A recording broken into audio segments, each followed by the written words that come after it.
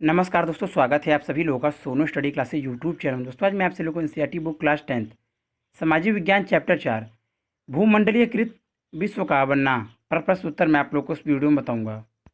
प्रश्न नंबर 1, 17वीं सदी से पहले होने वाले आदान प्रदान के दो उदाहरण दीजिए। एक उदाहरण एशिया से और एक उदाहरण अमेरिकी महाद्वीपों के बारे में चुनें। उत्तर, चीन। 15वीं शताब्दी तक बहुत सारे सिल्क मार्ग अस्तित्व में आ चुके थे। इसी रास्ते से चीनी पाल्ट्री जाती थी और इसी रास्ते से भारत व दक्षिण पूर्व एशिया के कपड़े व मसाले दुनिया के दूसरे भागों में पहुंचते थे। वापसी वापसी में सोने चांदी जैसी कीमती धातुएं यूरोप से एशिया पहुंचती थी। अमेरिका 16वीं सदी में जब यूरोपीय जहाजियों ने एशिया तक का समुद्री रास्ता खोज लिया और वह अमेरिका तक जा पहुंचे तो अमेरिका की विशाल भूमि और बेहिसाब फसलें और खनिज पदार्थ हर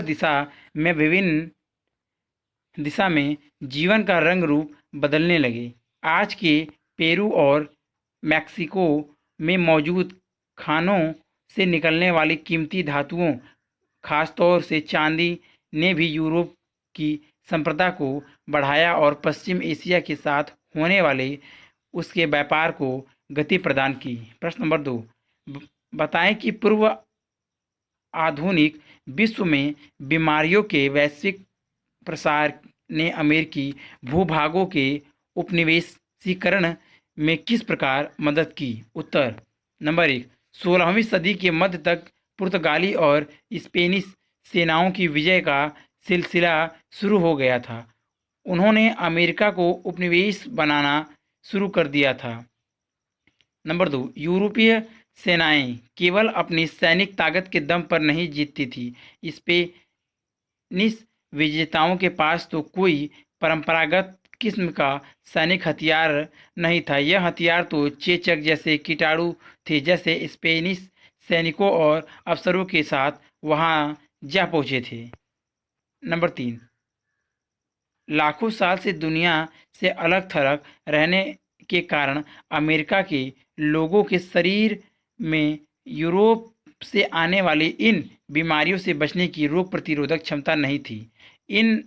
इस नए स्थान पर चेचक बहुत मारक साबित हुई।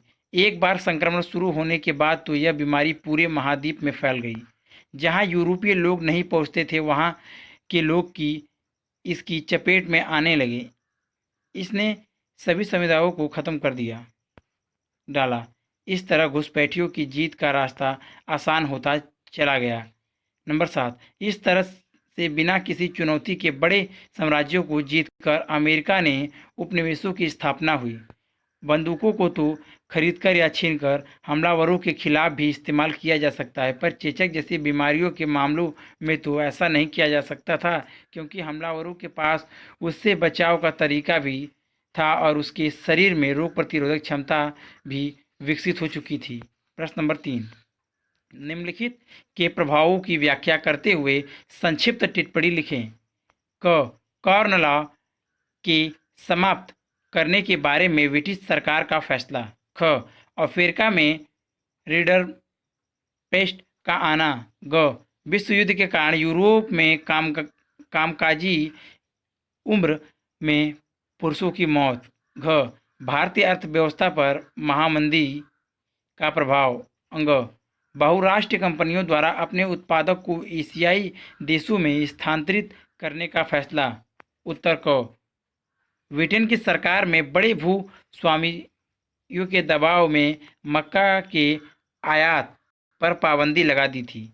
जिन कानूनों के सहारे सरकार ने यह पाबंदी लागू की थी उन्हें कॉर्न लॉ कहा जाता था।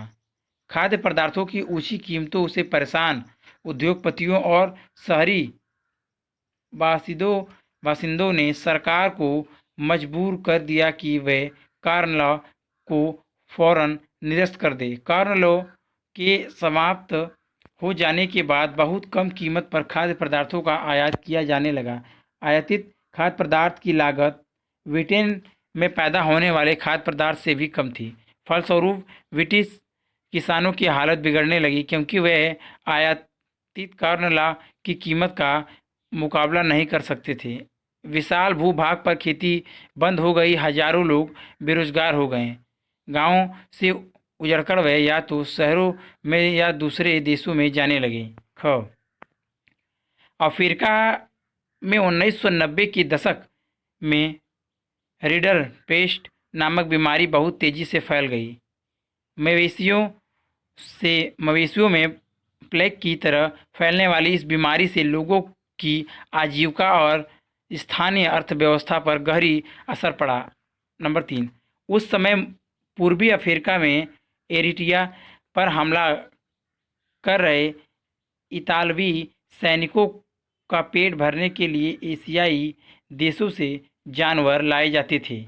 नंबर 4, यह बीमारी ब्रिटिश आधिपत्य वाले एशियाई देशों से आए जानवरों के जरिए यहाँ पहुँचती थी। नंबर 5, अफ्रीका के पूर्वी हिस्सों से महाद्वीप में दाखिल होने वाली यह बीमारी जंगल की आग की तरह पश्चिमी अफ्रीका की तरफ बढ़ने लगी। नंबर 6, 1892 में यह अफ्रीका के अटलांटिक तट तक जा पहुंची। नंबर 7, रीडर पेस्ट ने अपने रास्ते में आने वाले 90% मवेशियों को मौत की नींद सुला दिया। पशुओं के खत्म हो जाने से अफ्रीकियों के रोजी रोटी के साधन समाप्त हो गए। गो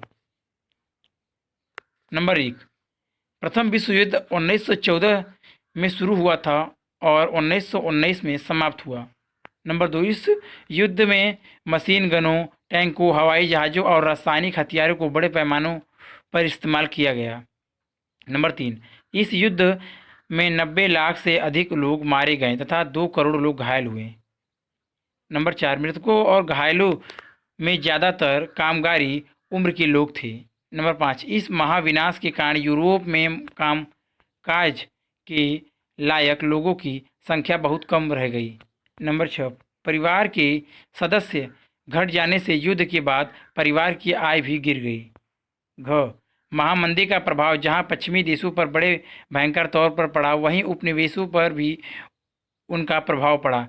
भारतीय अर्थव्यवस्था पर भी इसका प्रभाव पड़ा, जो इस प्रकार था। नंबर 1, व्यापारिक क्षेत्र। 20वीं सदी के प्रारंभिक दशकों में भारत से कृषि वस्तुओं का निर्यात और निर्मित सामान का आयात बड़े पैमाने पर होने लगा था। महामंदी के कारण इस प्रक्रिया पर भी बुरा असर पड़ा। 1928 से 1934 के बीच आयात का प्रतिशत आधा रह गया था, क्योंकि अंतर्राष्ट्रीय स्तर पर कीमतें बढ़ गई थी। नंबर 2, कृषि उत्पादों पर प्रभाव। इन मंदी के कारण उन कृषि उत्पादों और उनसे निर्मित सामानों पर भारी असर पड़ा जिनकी अंतर्राष्ट्रीय बाजार में मांग थी, यानी जूट और पटसन की उपज और बहने वाली वस्तुएं। इस समय टाट का निर्यात बंद हो गया था, जिस कारण कच्चे पटसन की कीमतें 60% से अधिक गिर गई। अतः जिन किसानों ने पटसन उगाने के लिए कर्जे लिए थे, उनकी स्थिति पर उसका बुरा प्रभाव पड़ा और वह अधिक कर्जदार हो गए। नंबर 3, शहरी और ग्रामीण अर्थव्यवस्था पर प्रभाव। शहरी अर्थव्यवस्था पर महामंदी का ज़्यादा प्रभाव नहीं पड़ा, क्योंकि यहाँ पर ज़्यादातर वेतन भोगी वर्ग रहता था या फिर बड़े जमींदार वर्ग के लोग रहते थे, जिन्हें जमीन का लगान मिलता था। राष्ट्रीय आंदोलन के प्रभाव के कारण ब्रिटिश सरकार ने उद्योगों की रक्षा के लिए सीमा शुल्क बढ़ा दिया था, जिससे उद्योगों को भी लाभ हुआ। इसके विपरीत ग्रामीण अर्थव्यवस्था पर इसका बहुत बुरा असर पड़ा। सरकार द्वारा लगान कम न करने के कारण कृषकों की स्थिति अत्यधिक दयनीय हो गई। एक और उन्हें अपने उत्पादों की सही कीमत नहीं मिल रही थी, वहीं दूसरी ओर उन पर लगान का कर्ज का भारी बोझ पड़ गया था। अतः ग्रामीण क्षेत्र में भारी असंतोष का वातावरण था। नंबर 4, वैश्वीकरण की प्रक्रिया पुनः आरंभ। इस मंदी के समय भारत की कीमती धातुओं, विशेषकर सोने का निर्यात पुनः प्रारंभ हो गया था। इससे वैश्वीकरण की प्रक्रिया पुनः प्रारंभ हो गई थी। नंबर 1, 1920 के दशक में बहुराष्ट्रीय कंपनियों की स्थापना की गई। 70 के दशक में मध्य में अंतर्राष्ट्रीय वित्तीय संसाधनों में कई परिवर्तन आए। अब विकासशील देश अंतर्राष्ट्रीय संस्थाओं से कर्ज और विकास संबंधित सहायता ले सकते थे। नंबर 2, 50 और 60 के दशकों में बहुराष्ट्रीय कंपनियों का विश्वव्यापी प्रसार हुआ। चूँकि अधिकतर सरकारें बाहर से आने वाली चीज़ों पर भारी आयात शुल्क वसूल करने लगी थी, अतः बड़ी कंपनियों ने अपने समूहों को इन्हीं देशों से लगाने प्रारंभ कर दिया जहां वे अपने उत्पाद बेचना चाहते थे और उन्हें घरेलू उत्पादों के रूप में काम करना पड़ता था। नंबर 3, 70 के दशक में एशियाई देशों में बेरोजगारी बढ़ने लगी थी। तब इन कंपनियों ने एशिया के ऐसे देशों में उत्पादन केंद्रित किए जहां वेतन कम देना पड़ता था। चीन में अन्य एशियाई देशों के मुकाबले सबसे कम वेतन देना पड़ता था, अतः इन कंपनियों ने यहाँ पर अत्यधिक निवेश किया। इससे अर्थव्यवस्था में भारी परिवर्तन आए जिससे विश्व के अधिक भूगोल को बदल दिया। प्रश्न नंबर 4, खाद्य उपलब्धता पर तकनीक के प्रभाव को दर्शाने के लिए इतिहास से 2 उदाहरण दें। उत्तर, 1890 तक वैश्विक अर्थव्यवस्था सामने आ चुकी थी, इससे तकनीक में भी बदलाव आ चुके थे। खाद्य उपलब्धता पर भी तकनीक का प्रभाव पड़ने लगा था, जो इस प्रकार था। नंबर 1, रेलवे का विकास। अब भोजन किसी आसपास के गांव या कस्बे में नहीं बल्कि हजारों मील दूर से आने लगा था। खाद्य पदार्थों को एक जगह से दूसरी जगह पहुंचाने के लिए रेलवे का इस्तेमाल किया जाता था। पानी के जहाज़ों से इसे दूसरे देशों में पहुंचाया जाता था। नंबर 2, नहरों का विकास। खाद्य उपलब्धता पर तकनीक के प्रभाव का बहुत अच्छा उदाहरण हम पंजाब में देखते हैं। यहाँ ब्रिटिश भारतीय सरकार ने अर्ध रेगिस्तानी पड़ती ज़मीनों को उपजाऊ बनाने के लिए नहरों का जाल बिछा दिया ताकि निर्यात के लिए गेहूं की खेती की जा सके। इससे पंजाब में गेहूं का उत्पादन कई गुना बढ़ गया और गेहूं को बाहर बेचा जाने लगा। रेफ्रिजरेटर तकनीक का विकास। 1870 के दशक तक अमेरिका से यूरोप को मांस का निर्यात नहीं किया जाता था। उस समय जिंदा जानवर ही भेजे जाते थे, उन्हें यूरोप ले जाकर काटा जाता था, लेकिन जिंदा जानवर बहुत ज़्यादा जगह घेरते थे, बहुत सारे लंबे सफ़र में मर जाते थे, बहुतों का वजन गिर जाता था या वे खाने लायक नहीं रहते थे, इसलिए मांस खाना एक महंगा सौदा था। नई तकनीक के आने के बाद यह स्थिति बदल गई। पानी के जहाज़ में रेफ्रिजरेटर की तकनीक स्थापित कर दी गई, जिससे जल्दी खराब होने वाली चीज़ों को भी लंबी यात्राओं पर ले जाया जा सकता था। अब अमेरिका, ऑस्ट्रेलिया, न्यूजीलैंड सब जगह से जानवर की बजाय उसका मांस ही यूरोप भेजा जाने लगा। इससे न केवल समुद्री यात्रा में आने वाला खर्चा कम हो गया बल्कि यूरोप में मांस के दाम भी गिर गए। अब बहुत सारे लोगों ने भोजन में मांसाहार शामिल हो गया। प्रश्न नंबर 5, वेटन वुड्स समझौते का क्या अर्थ है? उत्तर, युद्धोत्तर अंतर्राष्ट्रीय आर्थिक व्यवस्था का मुख्य उद्देश्य यह था कि औद्योगिक विश्व में आर्थिक स्थिति एवं पूर्ण रोजगार बनाए रखा जाए। इन फ्रेमवर्क पर जुलाई 1944 में अमेरिका स्थित न्यू हैम्पशन के वेटन वुड्स नामक स्थान पर संयुक्त राष्ट्र मौद्रिक एवं वित्तीय सम्मेलन में सहमति बनी थी। इसी को वेटन वुड्स समझौते के नाम से जाना जाता है। सदस्य देशों के विदेश व्यापार में लाभ और घाटे से निपटने के लिए वेटन वुड्स सम्मेलन में ही अंतर्राष्ट्रीय मुद्रा कोष की स्थापना की गई। युद्धोत्तर पुनर्निर्माण के लिए पैसे का इंतजाम करने के वास्तव अंतर्राष्ट्रीय पुनर्निर्माण एवं विकास बैंक का संगठन किया गया। इसी वजह से विश्व बैंक और IMF को वेटन वुड्स संस्था या वेटन वुड्स टीम भी कहा जाता है। इसी आधार पर युद्धोत्तर अंतर्राष्ट्रीय आर्थिक व्यवस्था को अक्सर वेटन वुड्स व्यवस्था भी कहा जाता है। चर्चा करें। प्रश्न नंबर 1, कल्पना कीजिए कि आप कैरिबिया इस क्षेत्र में काम करने वाले गिरमिटिया मजदूर हैं। इस अध्याय में दिए गए विवरणों के आधार पर अपने हालात और अपनी भावनाओं का वर्णन करते हुए अपने परिवार के नाम एक पत्र लिखें। उत्तर: मैं मतादीन भारत से जाने वाला एक गिरमिटिया मजदूर था। मुझे 20वीं सदी के प्रारंभ में गुयाना के 10 साल के अनुबंध के तहत काम के लिए जाना पड़ा। वहाँ से मैंने अपने माता पिता को एक पत्र लिखा। आदरणीय माता जी पिताजी, चरण स्पर्श। मैं यहाँ पर ठीक हूँ। आशा करता हूँ कि आप सब भी सकुशल होंगे। वैसे तो यहाँ पर रोजगार मिला हुआ है, परंतु जिस एजेंट ने मुझे यहाँ भेजा था उसने यहाँ के विषय में पूर्ण जानकारी नहीं दी थी। मुझसे कि मुझे लंबी समुद्री यात्रा करनी पड़ेगी, यहाँ काम करने के हालात अच्छे नहीं हैं। उसने मुझे कहा था कि मैं बीच में कुछ दिनों के लिए आपसे मिलने भी आ सकेंगे, पर अब वह अपने वादे से मुकर रहा है। अतः मैं आपसे मिलने नहीं आ सकता।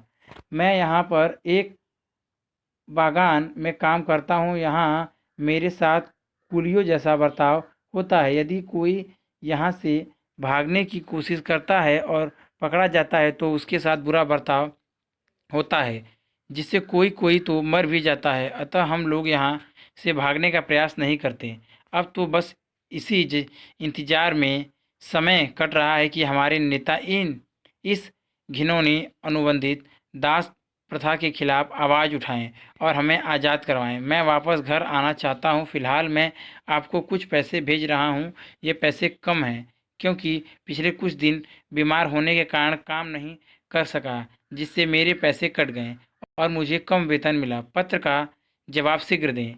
आपका पुत्र, मतादीन। प्रश्न नंबर 2, अंतर्राष्ट्रीय आर्थिक विनियमों में 3 तरह की गतियों या प्रभावों की व्याख्या करें। तीनों प्रकार की गतियों के भारत और भारतीयों से संबंधी एक एक उदाहरण दें और उसके बारे में संक्षेप में लिखें। नंबर 1, व्यापार का प्रभाव। पहला प्रभाव व्यापार का होता है, जो 19वीं सदी के मुख्य रूप से वस्तुओं जैसे कपड़ा या गेहूं आदि के व्यवसाय तक ही सीमित था। नंबर 2, श्रम का प्रभाव। दूसरा प्रभाव श्रम का होता है। इसमें लोग काम या रोजगार की तलाश में एक जगह से दूसरे जगह जाते हैं। नंबर 3, पूंजी का प्रभाव। तीसरा प्रभाव पूंजी का होता है, जिसे अल्प या दीर्घ अवधि के लिए दूर दरार के इलाकों में निवेश कर दिया जाता है। यह तीनों प्रवाह एक दूसरे से जुड़े थे और लोगों के जीवन को प्रभावित करते थे। भारत से 3 प्रवाहों के उदाहरण। भारत में प्राचीन काल से ही तीनों प्रकार के प्रवाह देखने को मिलते हैं। नंबर 1, प्राचीन काल से ही भारतीयों ने अपने पड़ोसी देशों के साथ व्यापारिक संबंध बना रखे थे। भारतीय व्यापारी भारत से मसाले, कपास आदि लेकर विदेशों में जाते थे तथा वहां से जरूरी चीज़ें लेकर आते थे। नंबर 2, बहुत से भारतीय कारीगर और इंजीनियर विदेशों में बागानों, खानों, सड़क निर्माण और रेल निर्माण का काम करने के लिए गए।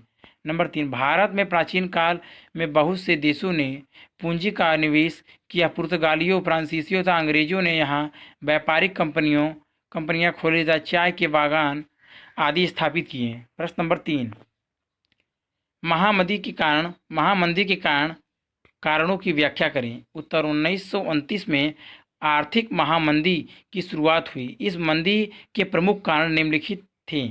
नंबर 1, औद्योगिक क्रांति के कारण अमेरिका तथा ब्रिटेन में बड़े पैमानों पर उत्पादन कार्य होने लगा था। 1930 तक तैयार माल का इतना बड़ा भंडार एकत्र हो गया कि उसका कोई खरीदार न रहा। नंबर 2, कृषि क्षेत्र में अति उत्पादन के कारण कृषि उत्पादकों की कीमतें गिरने लगी। किसानों ने अपनी घटिया आय को बढ़ाने के लिए अधिक किसानों ने अपनी घटती आय को बढ़ाने के लिए अधिक उत्पादन करना शुरू कर दिया, किंतु इससे कीमतें और गिरने लगीं। खरीदारों के अभाव में कृषि उपज पड़ी सड़ने लगी। नंबर 3, संकट से पूर्व बहुत से देश अमेरिका से कर्ज लेकर अपनी अर्थव्यवस्था चलाते थे। 1928 के कुछ समय पहले विदेशों में अमेरिका का कर्ज $1 अरब था।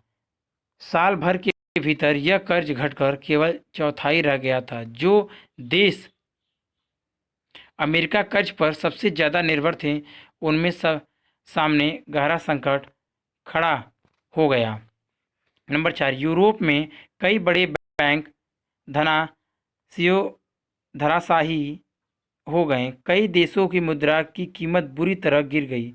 अमेरिकी सरकार इस महामंदी से अपनी अर्थव्यवस्था को बचाने के लिए आयातित पदार्थों पर 2 गुना सीमा शुल्क वसूल करने लगी।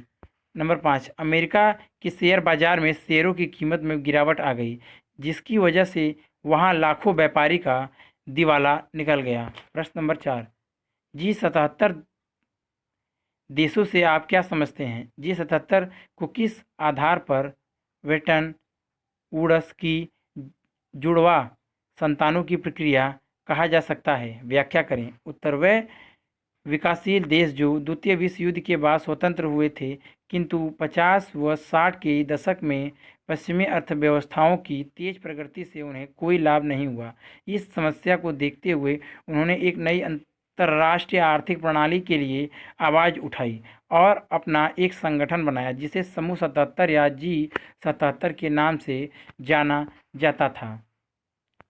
ब्रेटन वुड्स सम्मेलन में अंतर्राष्ट्रीय मुद्रा कोष और विश्व बैंक का जन्म हुआ था, जिन्हें ब्रेटन वुड्स की जुड़वा संतान कहा जाता था। अंतर्राष्ट्रीय मुद्रा कोष और विश्व बैंक पर केवल कुछ शक्तिशाली विकसित देशों का ही प्रभुत्व था, इसलिए उससे विकासशील देशों को कोई लाभ नहीं हुआ। इसलिए ब्रेटन वुड्स की जुड़वा संतानों, विश्व बैंक और अंतर्राष्ट्रीय मुद्रा कोष की प्रक्रिया स्वरूप विकासशील देशों ने G77 नामक संगठन बनाकर नई आर्थिक प्रणाली की मांग की, ताकि उनके आर्थिक उद्देश्य पूरे हो सकें। उनके प्रमुख आर्थिक उद्देश्य थे अपने संसाधनों पर उसका पूरा नियंत्रण हो, कच्चे माल के सही दाम मिले और अपने तैयार मालों को विकसित देशों में के बाज़ारों में बेचने के लिए बेहतर पहुंच मिले। परियोजना कार्य। प्रश्न नंबर 1, 19वीं सदी के दौरान दक्षिण अफ्रीका में स्वर्ण हीरा खनन के बारे में और जानकारी इकट्ठी करें। सोना और हीरा कंपनियों पर किसका नियंत्रण था? खनिज कौन लोग थे और उनका जीवन कैसा था? उत्तर, 19वीं शताब्दी में दक्षिण अफ्रीका में हीरा और स्वर्ण धातुओं के खनन का कार्य बड़ी तेजी से किया जाने लगा। इसके लिए ब्रिटेन, फ्रांस जैसे बड़े यूरोपीय देशों ने अपने अपने खोजी दलों का संगठन किया। उन्होंने अफ्रीकी महाद्वीप के भयंकर परिस्थितियों का सामना करते हुए इसके विभिन्न क्षेत्रों के नक्शों बनाए और यहाँ तक पहुँचने के रास्ते खोजे। बाद में इन्होंने अफ्रीका का बंटवारा किया, जिसे अफ्रीका का कागजी बंटवारे के नाम से जाना जाता था। अफ्रीका की इन खानों पर ज़्यादातर ब्रिटेन व फ्रांस की कंपनियों का नियंत्रण था। इन खादानों में कार्य करने वाले ज़्यादातर अफ्रीकी होते थे। इनकी स्थिति बड़ी दयनीय होती थी, उससे अत्यधिक कार्य लिया जाता था, उनकी सुरक्षा का ध्यान नहीं रखा जाता था, इसलिए बाड़ों में बंद कर दिया जाता था तथा और इसको खुलेआम घूमने फिरने नहीं दिया जाता था। यदि कोई मजदूर भागने का प्रयास करता तो उसे पकड़ लिया जाता था और कठोर दंड दिया जाता था। कभी कभी तो जान से मार भी दिया जाता था। अगर वीडियो अच्छी लगी तो वीडियो को लाइक करें, शेयर करें, कमेंट करें और नेक्स्ट वीडियो के लिए चैनल को सब्सक्राइब जरूर करें। Thank you for watching.